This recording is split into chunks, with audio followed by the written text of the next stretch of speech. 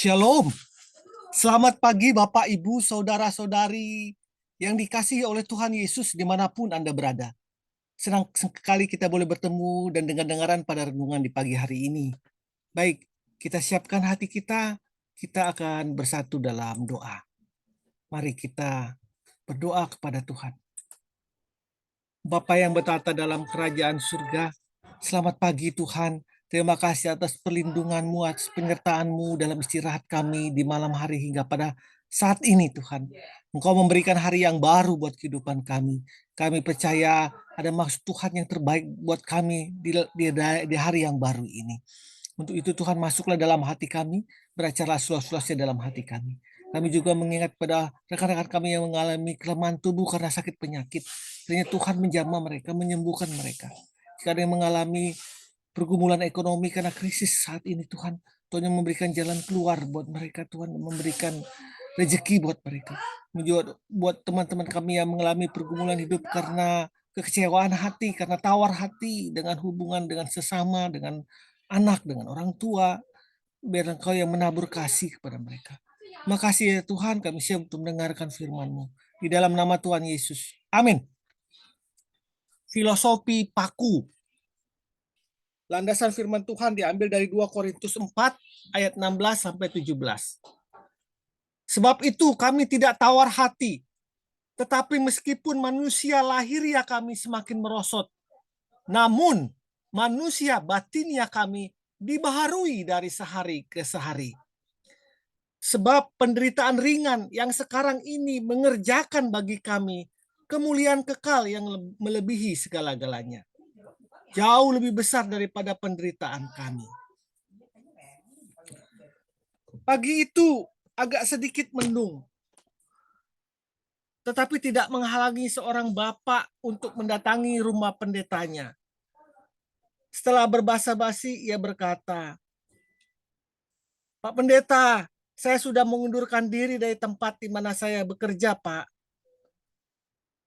"Mengapa begitu? Apa alasannya?" tanya pendeta.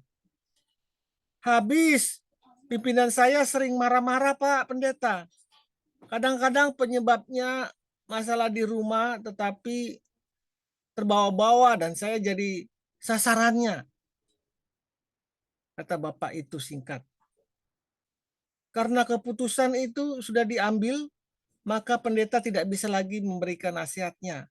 Akhirnya mereka pun melanjutkan pembicaraan dengan topik yang lain. Lama setelah pertemuan itu tak terdengar lagi berita tentang bapak tersebut. Setelah sekitar 6 bulan, dia datang lagi ke rumah bapak pendeta. "Sudah lama tidak kelihatan, kemana saja Pak?" tanya Pak Pendeta. "Maaf Pak, tidak memberitahu. Selama ini saya ikut teman saya bekerja di dalam suatu bidang konstruksi, membangun perumahan Pak. Jadi saya di luar kota. Belum selesai sih Pak perumahan tersebut, tetapi saya sudah tidak tahan," jelasnya. "Mengapa?" tanya Pak Pendeta keheranan. "Sama saja Pak sikapnya dengan pimpinan saya yang dulu," jawabnya. Akhirnya pendeta pun hanya menggeleng-gelengkan kepala. Pendeta merasa bahwa ini sebenarnya yang salah siapa. Namun hati gembala yang melekat pada diri pendeta tersebut membuat dia berusaha untuk mencari jalan keluar. Sejenak dia menelepon pendeta-pendeta lain, menghubungi pendeta-pendeta lain. Apakah ada pekerjaan untuk Bapak ini? Dan singkat cerita, Bapak ini akhirnya menjadi koster atau pembantu di gereja itu. Bapak Ibu yang dikasihi Tuhan, bulan pertama tidak terdengar berita apa-apa, tetapi mulai bulan kedua sudah terdengar laporan negatif tentang Bapak tersebut. Dan akhirnya bulan ketiga Bapak itu sudah mengundurkan diri dari pekerjaannya sebagai koster gereja. Tentu saja berita ini membuat pendeta kecewa dan bingung. Suatu kali Bapak itu datang lagi ke rumah pendeta dan mengungkapkan alasan yang sama kenapa dia mengundurkan diri. Tanpa pikir panjang, pendeta masuk menuju lemari di dapur dan kemudian kembali dengan membawa sepotong papan dan kayu kecil dan palu. Kemudian dia memaku papan itu sedikit dengan palu, tidak terlalu dalam. Kemudian paku itu yang menancap di papan itu disuruhnya dicabut oleh bapak itu. Sudah pasti paku itu bisa tercabut dengan mudah. Kemudian pendeta menyuruh bapak itu kembali untuk memaku lebih keras lagi paku itu dan tertancap lebih dalam. Coba sekarang kamu goyang paku itu, kamu cabut paku itu, suruh pendeta. Tidak bisa, Pak, jawabnya. Ini sangat keras. Digoyang pun tidak bisa. Kemudian pendeta itu menjelaskan, paku itu tertancap semakin dalam dan menjadi kokoh karena kamu telah memukulnya dengan keras. Seharusnya kamu juga demikian. Semakin keras orang menekan kamu, maka kamu harus semakin tertancap kuat, menjadi kokoh dan tidak mudah goyang. Bukan seperti sekarang. Jika ada orang yang memukul kamu, yang mengganggu kamu, kamu mudah sekali untuk tergoyahkan.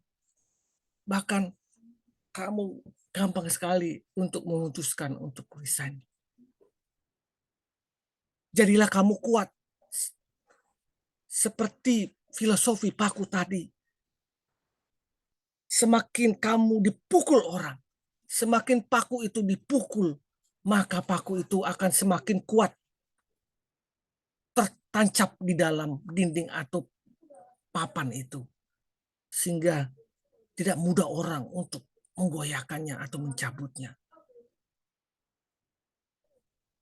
Bapak Ibu yang dikasih Tuhan, apapun persoalan kehidupan kita, kita boleh juga melihat dari filosofi paku itu. Jika semakin kita ditekan, maka kita akan lebih semakin kuat tertancap kepada Tuhan. Memang tidak mudah. Kalau kita melewatkan didikan melalui penekanan orang lain, kita tidak akan pernah menjadi dewasa. Tentu ketika tekanan itu datang, kita memang bisa-bisa tidak tahan dalam persoalan itu.